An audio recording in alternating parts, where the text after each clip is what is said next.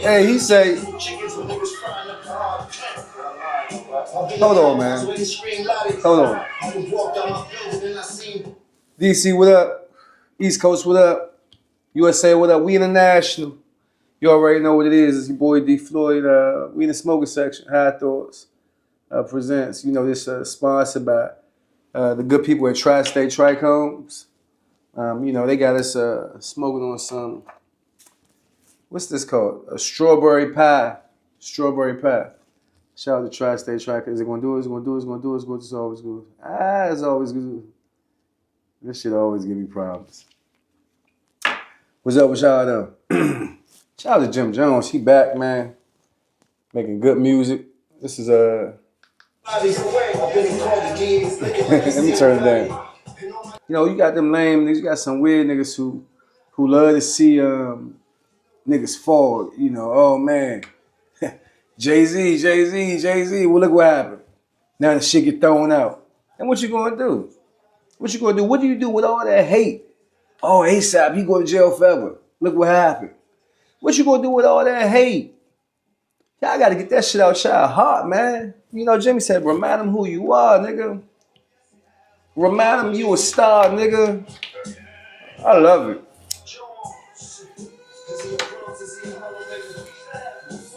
Tell me what's the problem, nigga. So look, I know y'all like, is this a rap video? Look.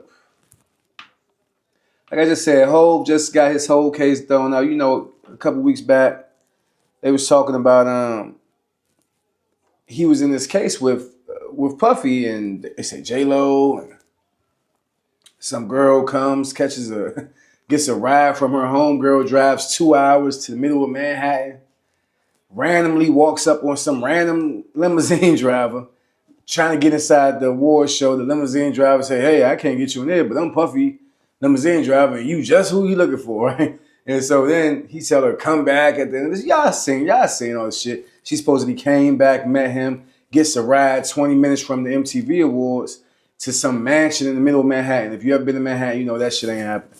Ain't no motherfucking mansion like she was describing with a big ass driveway, all this other shit. It's a movie shit. Come to find out, this lady on the spectrum, something going on with her. They can't really put it, you know, but the whole story. They even talked to the father. The father said, I will recall that. Because they say after she was allegedly raped, mind you, this back in the day, ain't no cell phone with all of this other shit, navigation on. She walks to some random gas station. How did she find a gas station? Gas station in the middle of Manhattan? Again, I want to see it.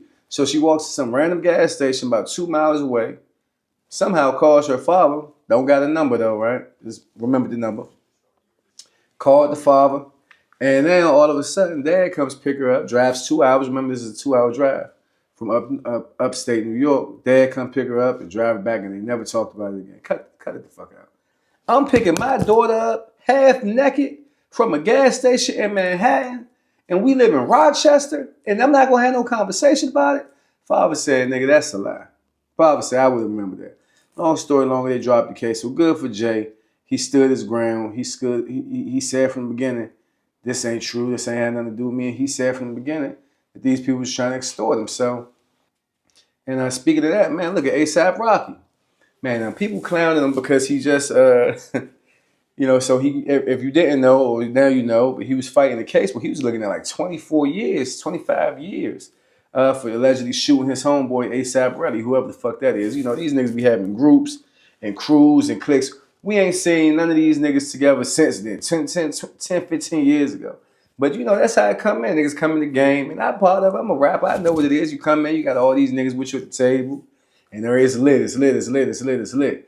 And then as the thing started to dwindle, right, as opportunities started to fall and shit gets less and less and less, you start seeing less and less and less motherfuckers with you. When they thinking you about to win, they all in. But when shit looking slow, they gotta go. And that's what the fuck niggas do. They get the fuck from away from you real quick, real fast, and you get to see who really with you. And so shout out to A$AP because they offered the nigga a plea deal. And I'll be honest, I was one of the people that said, man, take this motherfucking plea deal. Man, you got Rihanna, you got kids, man, what you doing? But he knew what we didn't know. Man, listen, the nigga who was accusing him, his homeboy, they got text messages and phone call recordings where he talking about setting Rocky up and And they're going to have to give me about 40 million. They're going to have to give me about this and that. So this is a classic extortion case, and it's fucked up. You know, I want to take a second to say, man, rest in peace to Irv Gotti, man. Rest in peace to Irv Gotti, legendary producer in hip hop. He's responsible for so many hits. All that Reasonable Doubt shit, that whole first DMX album, you know Ja Rule. They had so many hits.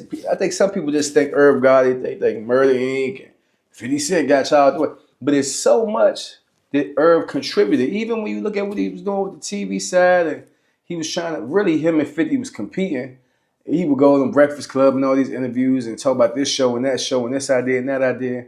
And Irv had plenty of reasons for you to talk shit about him. Irv had plenty of reasons for you maybe not to care for him or maybe his style. But them rap moguls from the 90s, man, there's a few of them that you knew about. The Dame Dash, the Russell Simmons, the P. Diddy's, Suge Knights, Irv Gotti. Gotta be in that mix, right? And so, because when you think about the biggest labels at the time, he's he really responsible for Def Jam even being what it was. He brought them back.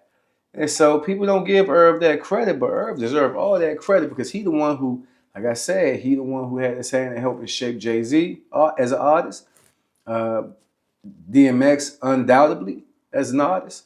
And then Ja Rule. And then not to mention the Ashantis, the Lloyds, the J-Los, Christina Milian, all these different people that came up all for fucking with Irv and them. So, you know, man, our health is our wealth, right? I know it's a cliche thing to say, but our health is our wealth.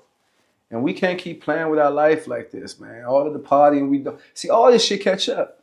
Irv done 1 billion interviews, all this other shit about all the lifestyle and the drinking and the smoking, the pills, the women, all this other shit. He just was on Drink Champs. They trying to like, nigga talking about, you can see he been sick. I don't want to go down this road. Because, you know, rest in peace to Irv. But, I mean, I'm saying, these shows, I used to fuck with Nori and them, and he don't give a fuck about me. I don't know Nori, don't know me. But I'm like, man, y'all be seeing people be in situations that's fucked up. And y'all be like, here, drink. Here, take a drink, drink.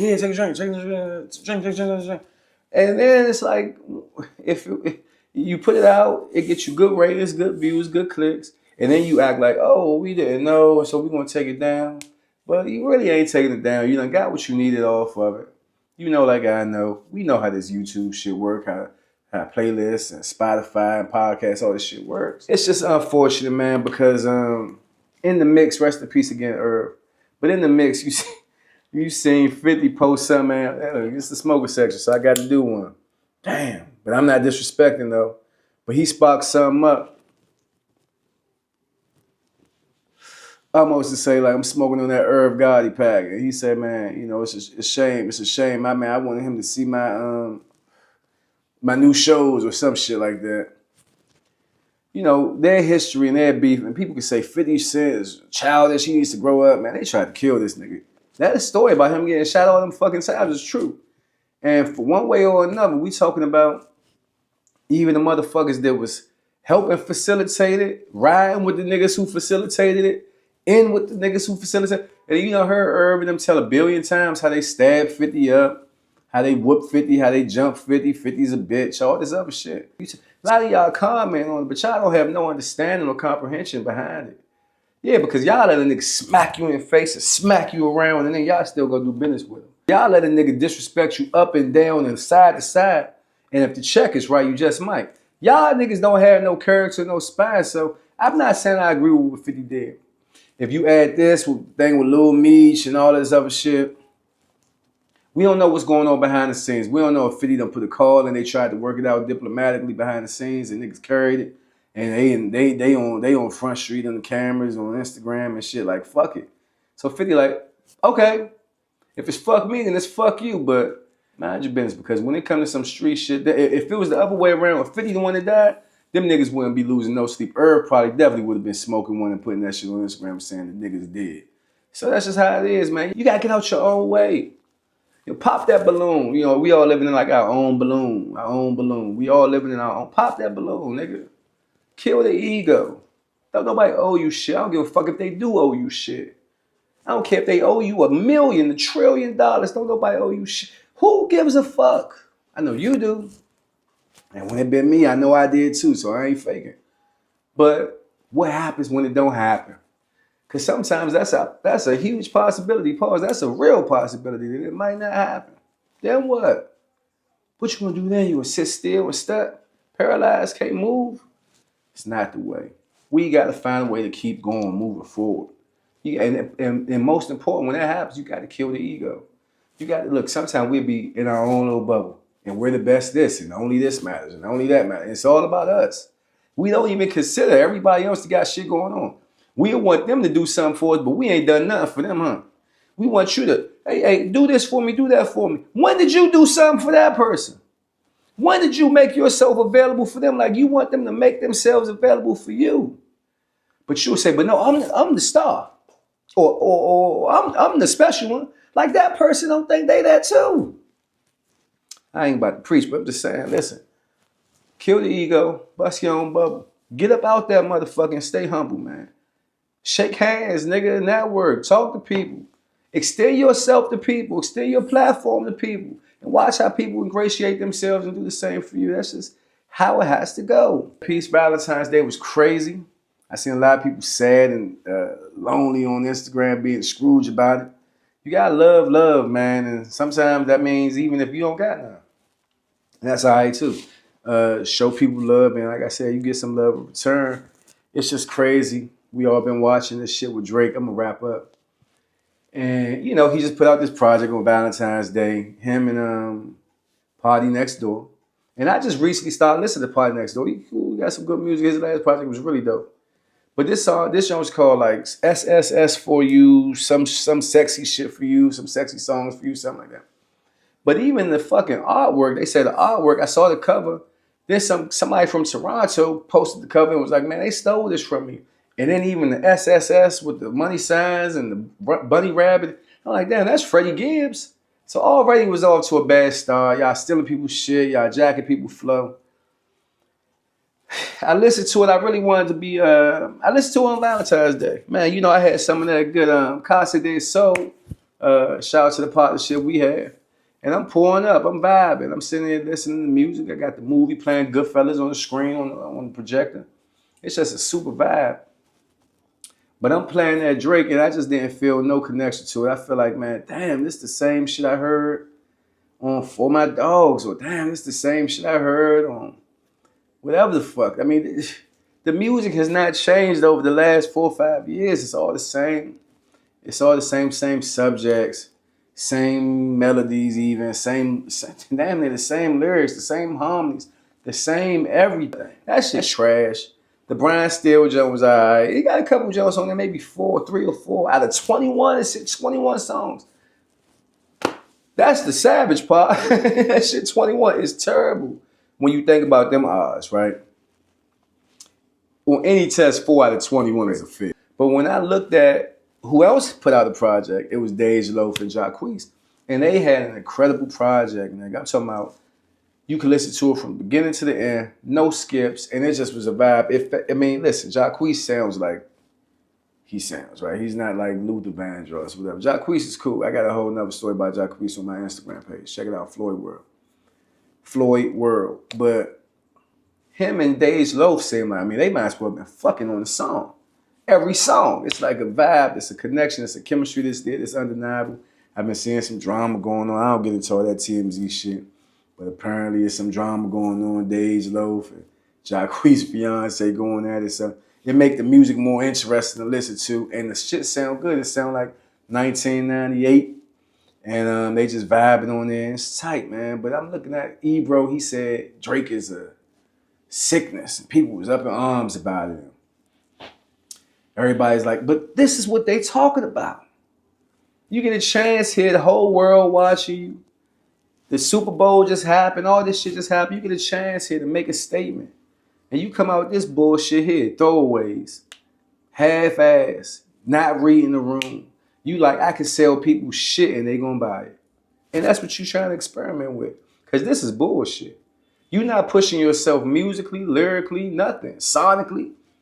You don't even got what's the name making the beats for you no more, do you? 40 can't be the music, but you can't go back to the South because you already been called out about that. All your go-to moves, you said the record industry, everybody's against you. Well, you broke all these records. You was top #1 in 50 countries for a day, nigga. And then by the time everybody heard that bullshit, nigga stopped fucking with it. And the next day, guess who was back at #1? Okay, that. So, you expect a nigga like Drake, and I think they kind of like experimenting what it's going to be like to be independent. This is you without the machine. If niggas was asking for you to take a break before, they definitely about to be asking for you to take a break now. And all of that shit, y'all don't know. Drake really put out like 10, 15 songs after the beef. None of them shit stuck. All these Drake fans like to talk that shit. None of that shit stuck. What happened to Wangwan, Delilah, and all these other songs? None, he put out a whole 100 gigs. None of that shit stuck. It was here today and literally gone the same day.